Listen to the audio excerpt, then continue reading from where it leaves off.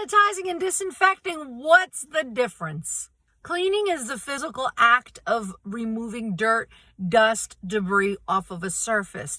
Whether you're dusting, whether you're just wiping up a spill, whether you're cleaning dirt off of a counter, you are cleaning. Sanitizing kills bacteria off of surfaces.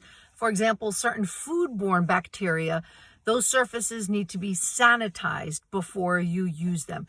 Disinfecting kills germs, bacteria, and viruses. And you still have to follow the dwell time that's written on the bottle so that you are properly disinfecting. If you're just spraying and not letting the solution sit and follow the dwell time that's written on the bottle, then you're not disinfecting, you're not killing anything, you're just cleaning, you're just spraying and wiping, and you are wasting solution.